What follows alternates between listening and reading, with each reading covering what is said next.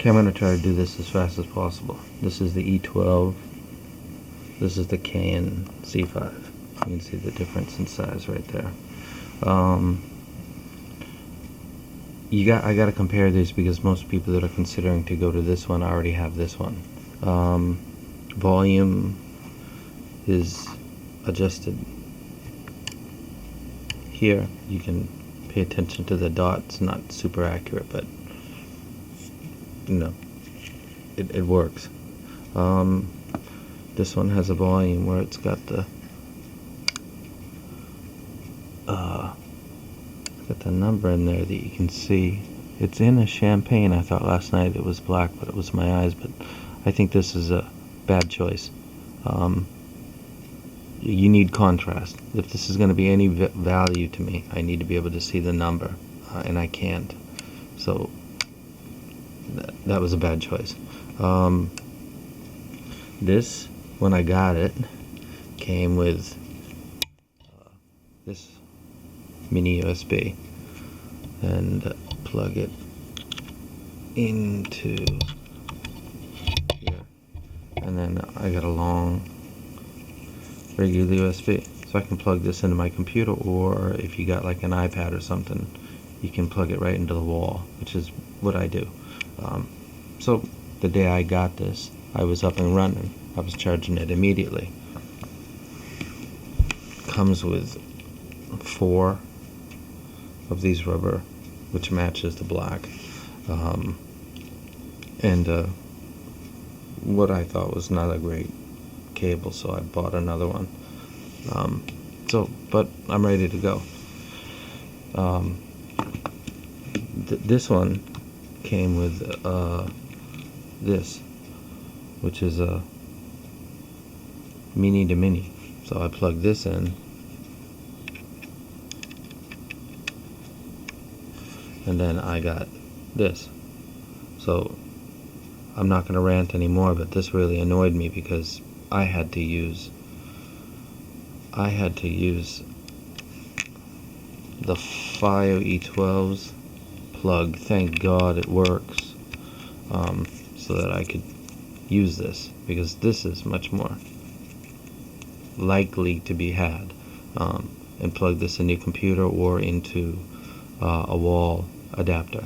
This is possible, and I did that, and I was not happy while I was doing it, but that's what it is. This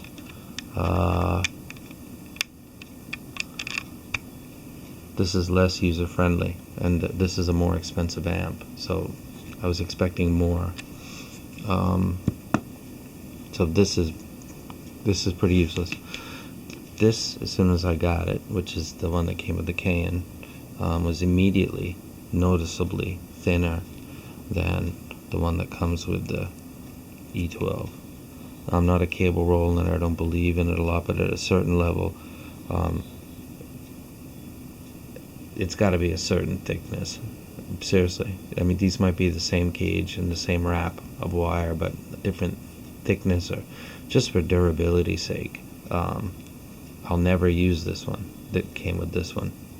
I'll use this one as my secondary stack, and I'll use the second aftermarket one that I bought for the E12 anyway. So I never use the E12 one, but I will now for this one. So and this one comes with 2 blue. This is kind of a mind blower. I have no idea. Maybe I'll get used to it or something. I actually plan on trimming these because I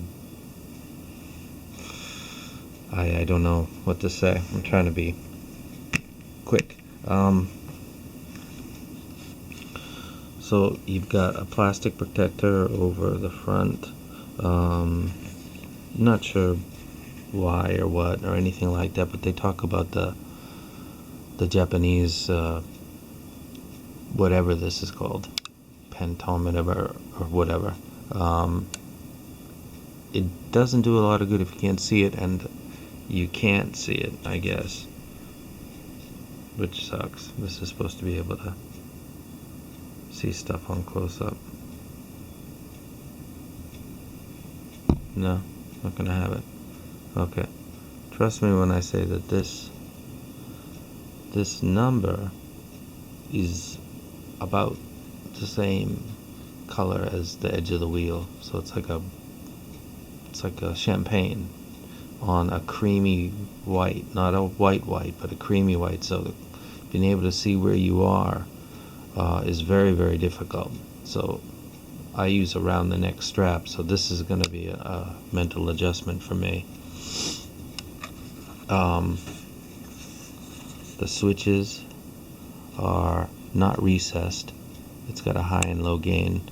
The difference in high and low gain is substantial. I mean, the FiO is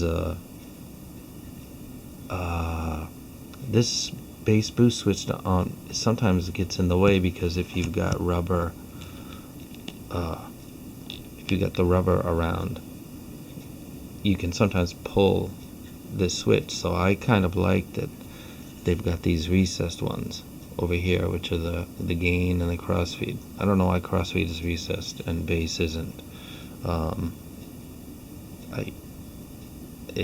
Hitting a bass switch accidentally while I'm listening to music and then wondering why my cans don't sound bassy gets kind of annoying. So I think all of these things should be recessed, and people who don't like that, then they can deal with that. It's safer, smarter, and better when something's going to be stacked, and these are always going to be stacked. I don't know why somebody would buy this for a desktop amp.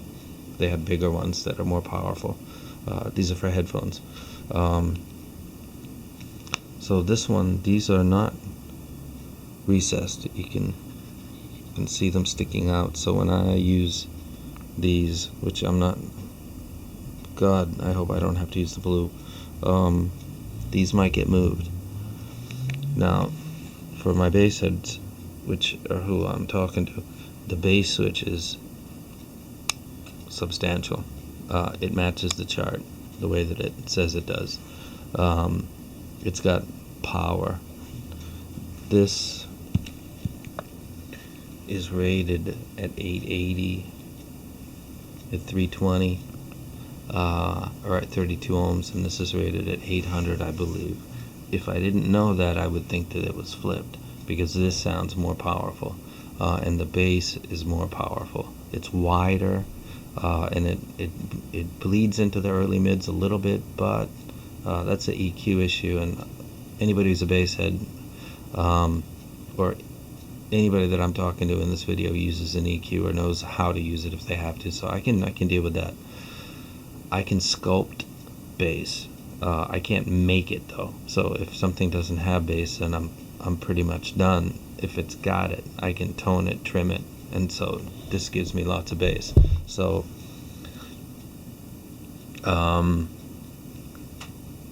one other thing to note, this has a single light, and it blinks red 30 seconds before you're toast. This one has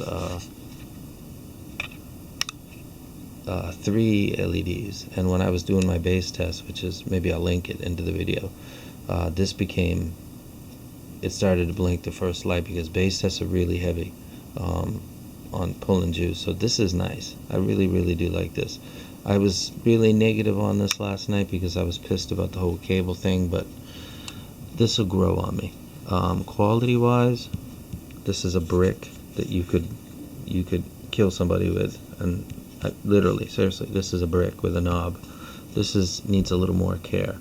It's stout and everything, but comparing it to this is not the same build quality. And if I were to scratch this, which I won't, but if it ever falls, I really don't want to see silver underneath this, which I'm pretty sure I might.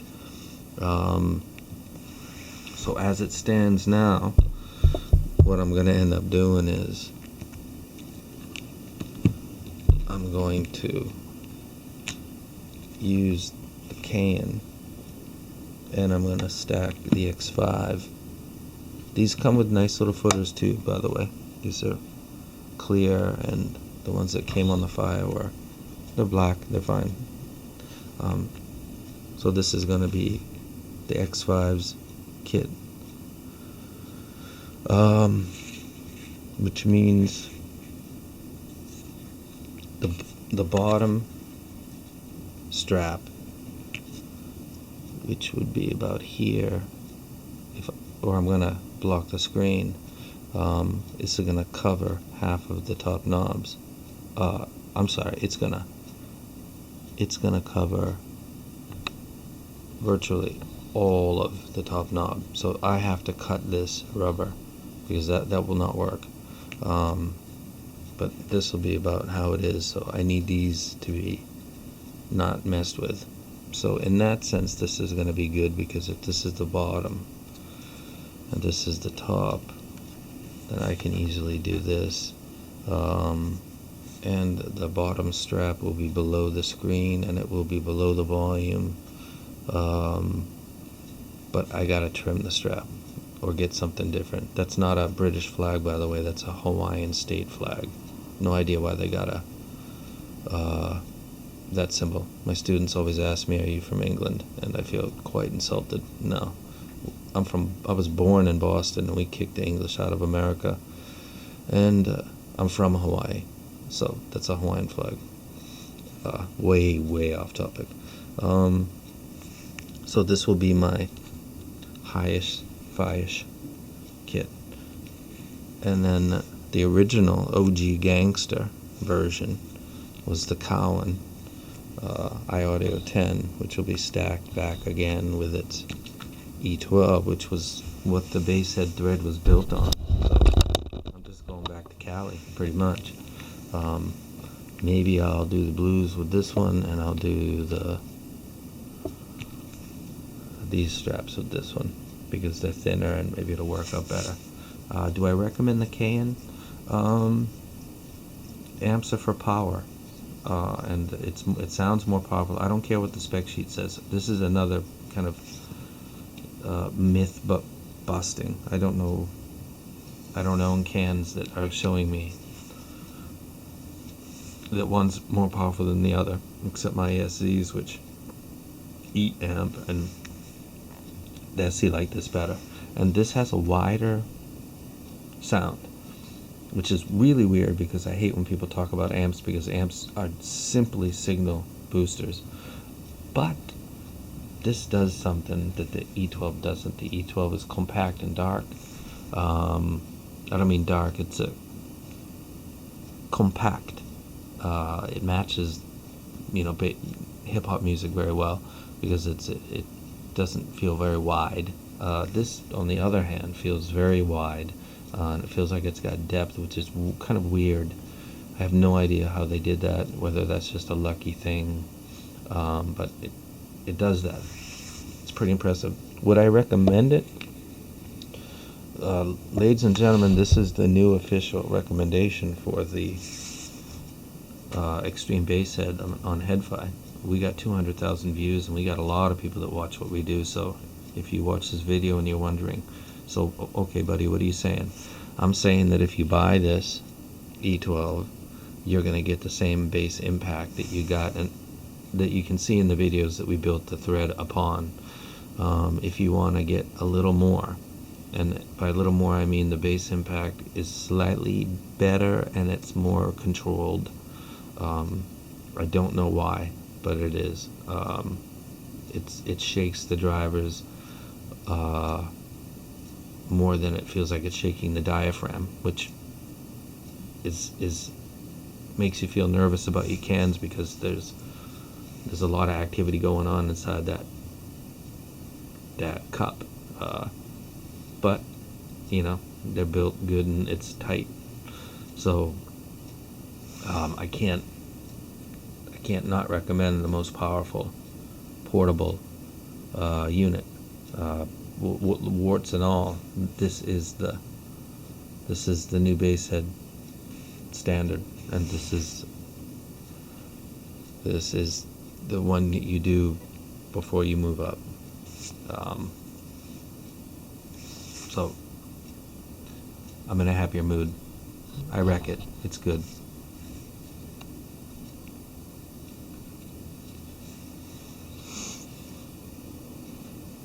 It is a unique piece of thing. I don't know what they were thinking, but the people that put the circuitry together did a fine job. It does pump the crap out of bass, and it does match quite well with the X5, as the bass test showed. So I'm good.